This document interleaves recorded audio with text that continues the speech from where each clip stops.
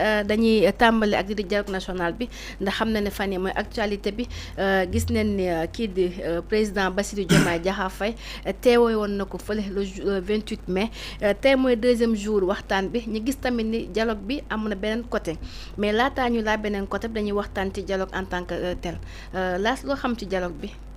waaw mais je pense que c'est une excellente initiative dans la mesure où président Bassirou Diomaye Faye ba mu ñëwee dafa fekk ñu inscrire ko dans l'agenda institutionnel par l'ex-président Macky Sall def la date du 28 mai mooy la date du dialogue national donc moom mu nekk ci tànk yooyu parce que depuis sa prise de pouvoir ba ko Sénégalais yi wóoloo en mars 2024 donc le 3 avril discours à la nation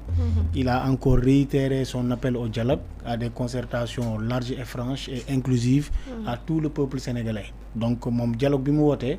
c'est pas destiné simplement aux politiciens mais à tous les secteurs d'activité képp koo xam ne que ce soit les syndicats que ce soit le patronat que ce soit secteur privé bi ma bokk nga xam ne 2 mois après son installation à la tête de l'État du Sénégal recevoir na le secteur privé donc nous dire les grandes orientations du Sénégal 2050 et je pense que ci lancé boobu noonu la nekk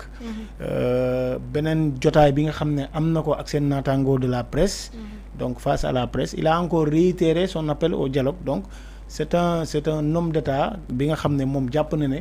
lépp la ñu war a waxtaanee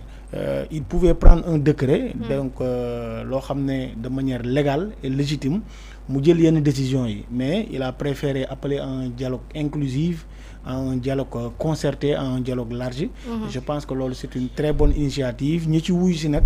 la plus grande majorité des Sénégalais des partis politiques des représentations syndicales de la société civile donc majorité bi yëpp fu mu toll nii ñu ngi suivre les travaux dans les commissions et je pense que loolu c'est une excellente initiative pour la vitalité de la démocratie sénégalaise. Je pense que comme ni nga ko waxee rek pour la vitalité de la démocratie sénégalaise mais gis nañ ni dialogue bi luñ ciy xaar dafa bëri à chaque fois luñ ciy séentu comme avancement tamit duñ ko gis luñ ci waxtaanee lu bëri dañ koy denc ci biir tiroir yi en tant que yow nga xamante ne responsable politique nga te nekk ci mouvance présidentielle bi yéen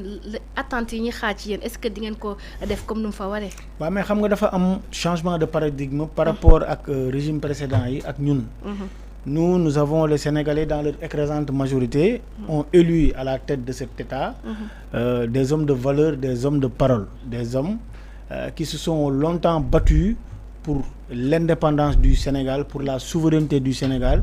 mais pour la prise en compte des valeurs cardinales jël l'humain teg ko au devant de la scène. Donc lépp loo xam ne président wax na ko ci journée du dialogue bi il s'est engagé à mettre en œuvre maanaam toutes les décisions bi nga xam ne consensus am na ci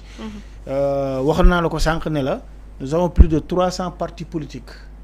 man radical que je suis différent du président man je lui avais envoyé une note pour lui dire que tous les partis qui ne respectaient pas la réglementation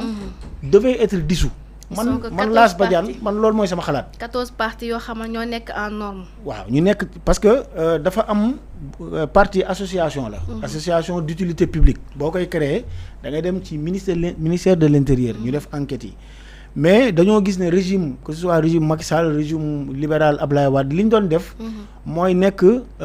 business angel des partis. mooy créer ay partis télécentre. après créer une large coalition entre guillemets pour ñu wax ne coalition Sopi coalition Benno Tas Yaakaar y a plus de 100 partis de mouvement de nangam ak nangam yooyu poudre de perlimpinpin la c'est-à-dire naxee mbaay la woon donc bu nekkoon dañoo jël rek pour parti yi nga xam ne à la fin de l'année yéen yóbbu woo say compte certifié sa bilan financier sa rapport d'activité donc président bu ko neexoon mu jël un décret dissoudre tous ces partis là parce que même parti bi nekk opposition le plus grand parti de l'opposition muy APR c'est un parti qui est dans la délinquance administrative nekkul ci règle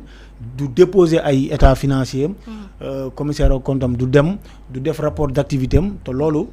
président amoon na sañ-sañ et de manière légale de manière légitime bu ko neexoon jël mais loolu su ko defee est-ce que duñ ko gisee ne ay fayanto lay doon waaw non xam nga su boobaa bu ko defee xam nga dafa am loo xam ne nit ñi dañuy wax ne président bu jëlee décision li nga war a xool mooy logistique bi est-ce que c'est une décision légale benn est-ce que c'est légitime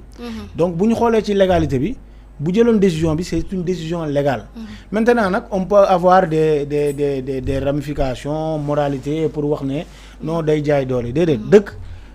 dans un état de droit tout le monde doit être soumis aux mêmes lois et aux mêmes règlements donc parti yëpp dañoo war a respecter réglementation bi et je pense que moom il a décidé en toute responsabilité homme d'État qu'il est différent de moi woote à des concertations pour ñu waxtaan parce que da nga ciy gis ay partis yoo xam ne ñoom ñoo bokk feeling mais li ñu koy def rek mooy créer parti pour ay financement pour mun a feeñ ci médias yi à l'approche des élections ñu def du banditisme financier mooy dem di louer ay récépissés et je pense que loolu c'est un délit que bépp parti bu ko def dañ laa war a nangu sa récépissé jox ko keneen. maanaam yow da nga jàpp seen intérêt personnel moo leen di jiital. waaw mais parti création parti c'est un business au Sénégal. da ngay gis koo xam ne nekk na ci parti